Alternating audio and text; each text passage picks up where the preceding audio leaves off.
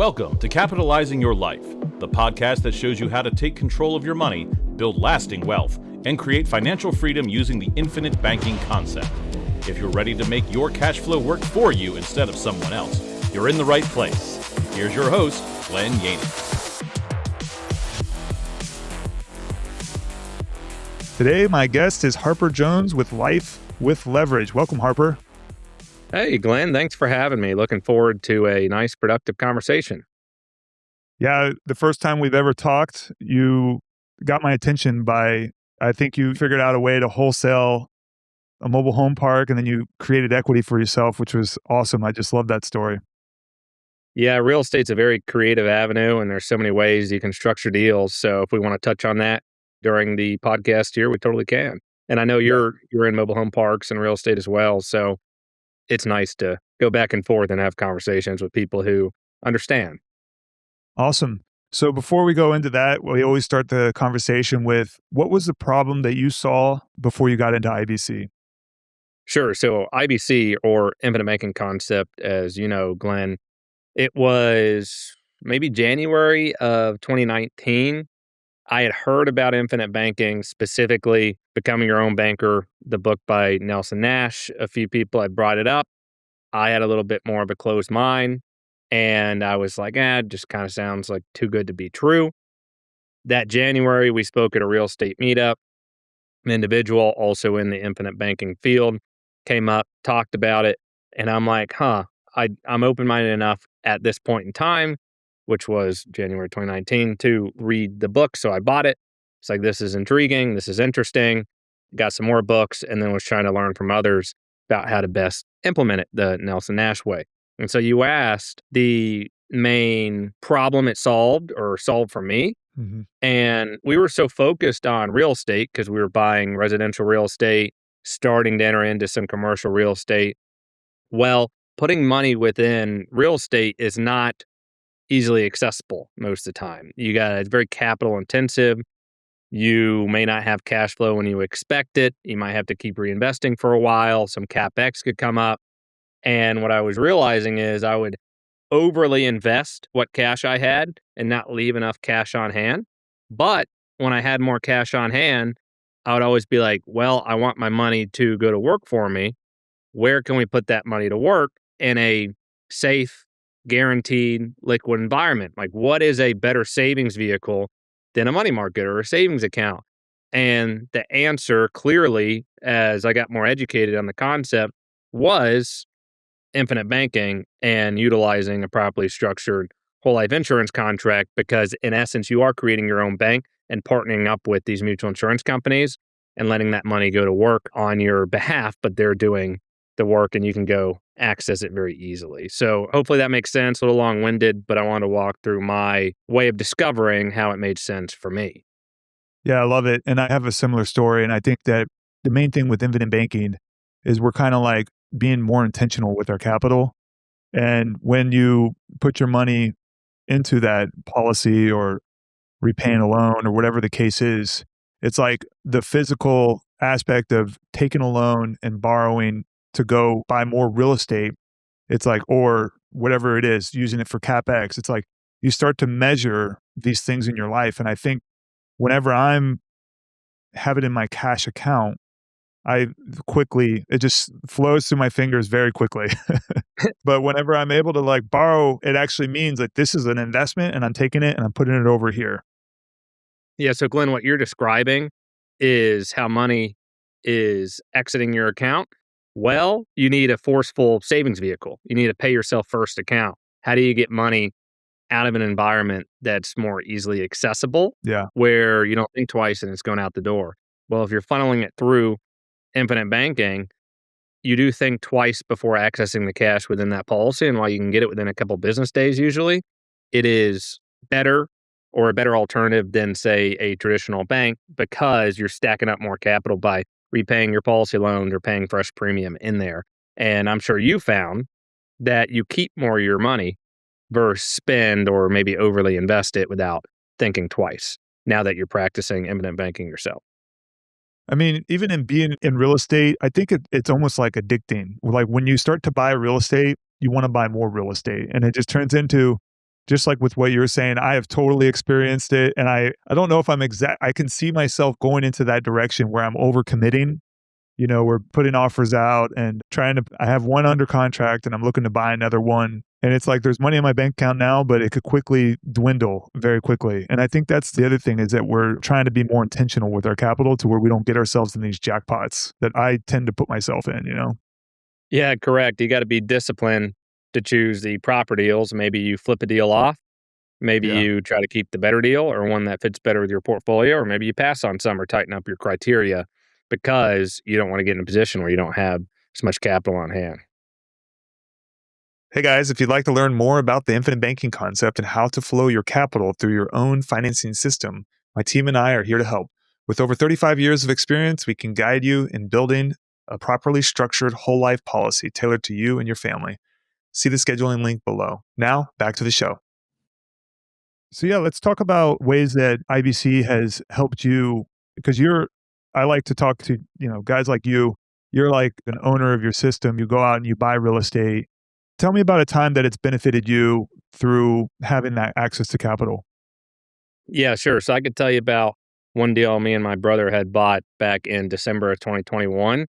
So I am a practitioner of infinite banking. So I got a handful of policies on myself and some business partners or previous business partners and still own them. And now, just like yourself, Glenn, coach people on infinite banking and help set up their system through Life with Leverage. But when I am using my policies, one case study, for example, we bought a storage facility that was about 18,000 square feet. Okay, it was East Tennessee, and the seller wanted 800,000, which we went under contract with them. We signed a purchase and sale agreement. 2 weeks go by. The husband calls me up, says, "Hey, I want out of the contract. What do I have to pay you?" I said, "Well, I don't want your money here. I want to just buy the deals we agreed to. We're under contract." But instead of just strong arming him, which we could have, me and my brother, I said, "Hey, how come you're getting cold feet?" And he said, "Well, I never had this much capital if I am to sell. Mm, I'm going to lose an income stream and I'm going to have a big tax bill." Well, you're probably thinking what I'm thinking right now, Glenn. Hey, let's get creative. So I said, "Well, if I could solve all three of those problems and provide a simple solution, would you be open to hearing it?" And he's like, "Yeah." And I said, "Okay, let me put something together." And I call him back, say, "How about this? 800,000, we'll give you 75,000 down. You'll finance 725,000 like the bank in first position, and we'll just pay you at that time interest rates are a little bit lower, but negotiate a 3% wow. interest rate over a 20-year term, and it's a 15-year balloon." So pretty decent, right? We buy the property, all right, by each taking policy loans, and we put in like 95 grand, let's say 100 for round numbers here. So we essentially took 50 each, put in the deal. A year later, the deal appraises at $1.6 million. Okay. Since we had really good seller finance loan there for a long term, we actually had a bank come in and they took a second position of 250,000 without paying off the first mortgage. Wow. We have the 725 that's been paid down a little bit. Bank comes in, puts 250 on top. Essentially ended up being, 950, 975,000 in total loan with the sellers first. Sandwiched on top would be the bank, which usually don't take a second position unless they already have the first. That then returned our 95,000 plus another 155,000, right? We then could pay our policy loans back. Someone could ask, "Hey, Harper, what money did you guys have in the deal?" And the answer is only the interest carry on the policy loans, Yeah. which was virtually offset tax-free within the policies themselves. So that is how you could draw from these policies and complement what you're doing when you have good opportunities in front of you. I know this isn't going to be tax advice, but how do you go about getting the interest deduction on a policy loan? Now, I'm not a CPA or an attorney, and Yeah. neither are you, Glenn. Yeah. The question that one could ask is, in the event you are taking a loan, which you are from the insurance company, Yep. and it was also used for a business purpose, then can you not write that interest off? That's a conversation for you to have with your CPA. But regardless if you can or cannot write that interest off, depending on the scenario, the policy itself is recapturing that interest Mm, tax deferred, but really tax free inside the policy. Let's say you borrow from the insurance company and paid 5% interest. okay, for a year on 100 grand. That's 5 grand. Let's say your policy earned 5%. Okay, that's 5 grand. But guess what? That's tax free if handled properly. So then if your tax rate's 35%, you now are effectively getting 6-ish to 6.25% compounded within that policy. And that's more of your savings vehicle, not an investment that you can rely on and then be able to borrow against and bank with. So hopefully that makes sense. I can clarify if that sounded confusing at all. What I would say, the thing you just said, I didn't realize it until, I kind of conceptually understood. I understood IBC before I bought my policy, but I didn't really see it until I actually took a loan out and understood what was actually happening. And that is it made me just like my mind blown. Like after I heard that, I was like, and then the better part is that because we're able to store our capital and we're more incentivized to put more and more into it, it gets to a point where that's why they say don't be afraid to capitalize. Because when you get to year, like, we'll say year 10 and we'll say your cash value is 600,000 and you decide to take out 100,000, you're still earning interest on the 600,000 while you're borrowing out the 100,000. So you still have an asset that's growing uninterrupted, guaranteed, and while you're able to access the capital through your policy. So that was something that it took me. I kind of understood it, but as I started really practicing IBC, I started learning that there's no place better to start with is to put money in it there first, to later borrow against it, to have cash flow pay off those loans for sure. And as Nelson says in his book, Glenn, money that you're earning or that's flowing is flowing through someone else's bank. Yes. You are the customer, not the owner. Your money sitting there is not working very hard for you in most cases. Yep. And even if it is, the bank is still using that capital to loan out and profit. So they love you. I'm not saying don't use a bank. We still use banks and we still use them to sit a lot of our capital in. But the more cash and money you can flow to these life insurance contracts that are with mutual companies that are designed properly, as Nelson says, a whole life policy, you essentially are capitalizing many banks or bank accounts that you're not just a customer, but also the owner. Yep. And you get to participate in the profits and dividends of that insurance institution. So then you have this perpetual tailwind that is assisting you with your liquidity and your cash and capital. And one thing you got to have is cash or savings before you go invest. So you separate savings and investing. If you're going to make an investment, you have to have the cash to make the investment. Where do you sit that cash? And when the cash comes back to you, where do you sit it before redeploying it? That's right, a bank. So why not get more of that ownership in the bank where you can place and store your money? And this is where I think you hear a lot of people talk about the opportunity cost and stuff like that. And I always used to think like opportunity cost, it's like you're buying this policy and it's growing at a very slow rate, 3 to 5%, which if we're comparing it to an investment compared to an asset, which is a cash asset, that's the comparison. And then that's why the opportunity cost is like, now we have something that's guaranteed to grow. And when we borrow against it, it's never to go down. So you can borrow against your stock portfolio, you can borrow against real estate, but these are all things that can fluctuate and you're less likely to be able to pull out up to 95% against the cash value. So that's why, when people say, oh, well, you can borrow against your cash or against your stock market portfolio, but it's like, but you're only going to take out 50% compared to something that's like a cash value that you could borrow against up to 95%, which obviously you want to leave something in there, but the opportunity is there. Yeah, correct, Glenn. And while you can leverage against other assets, just like you said, and there can be pros, there's also some cons with it. Doesn't mean don't do it in a wise way, but Yeah. who controls the loan? And the answer is you're not the banker in that scenario. When you borrow from a life insurance company, you're the banker. You control because you're part owner of that institution. Yep. And contractually, if you read the policy packet when you do get a policy, it shows that you do have all that control. So that is very important. The other thing that really stood out to me as well is the actual, so say if I were to borrow against the property, you end up selling the property, you lose access to like a line of credit, or you're constantly trying to figure out how to get access to the liquidity of the property. But with the properly structured life insurance, you're getting a line of credit that is always growing and it's always going to be there. The bank's not, or the life insurance company is not going to try to requalify you every year.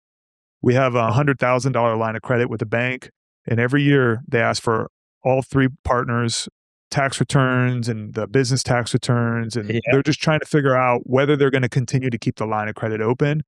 And I've seen other people with very large, like millions of dollars of lines of credits, and they ask for their financials every single month. And I see those operators and I think to myself, man, what a place if they could build out their own banking system and have access to this capital. It just tells me like, these are the problems that we can't see, but as you grow and expand your business, it's like the access to capital is going to be even more as you grow. Like the check sizes become bigger. It's like I used to think that saving $1,000 a month was a lot. Now I look at it, I'm in a bad place if I'm saving. I want to be around like $5,000 to $10,000 to be put away. That would be the ideal position for me at this time. And it's just through time we're able to grow this income and then obviously keep access to it as well.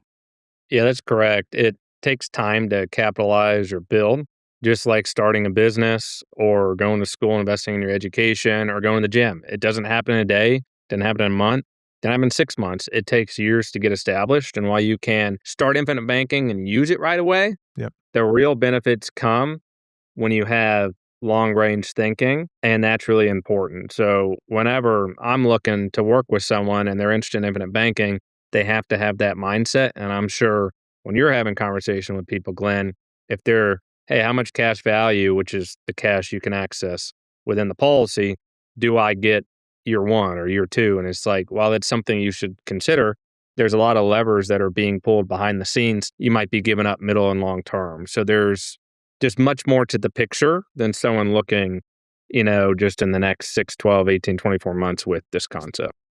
Yeah. The more you practice, just in business, the more you see where there's implementations of keeping more liquidity on hand, and you're able to take advantage of those opportunities. So has there been anything that we've missed or something that you'd like to mention that you would think might be helpful? In regards to infinite banking, if someone is interested or they already have life insurance contracts and they want to learn more or understand it, just like anything, you can go Googling, you can go online, you can look on YouTube, read Nelson Nash's book, or go to infinitebanking.org and look at some of the other resources, articles, books they have to offer, or their YouTube channel. Go from there, because that's the true foundation, principles, and the proper approach to take. And then that gives you a proper lens or lenses to wear so you would know who to work with, or you're educated well on your own so that you can practice infinite banking the proper way. Awesome. So where can people find you? People can find me if they go to lifewithleverage.com. You can email me at harper@lifewithleverage.com. And if you want to reach out and have a conversation about infinite banking, or you just want to see some resources on the YouTube channel or website, feel free to go. Awesome. Thanks so much for being on the show, Harper. Thanks, Glenn. Hope you have a great day. Thank you for listening to the Capitalizing Your Life podcast. Please rate, like, subscribe, leave a comment, and share with someone who you think would enjoy listening.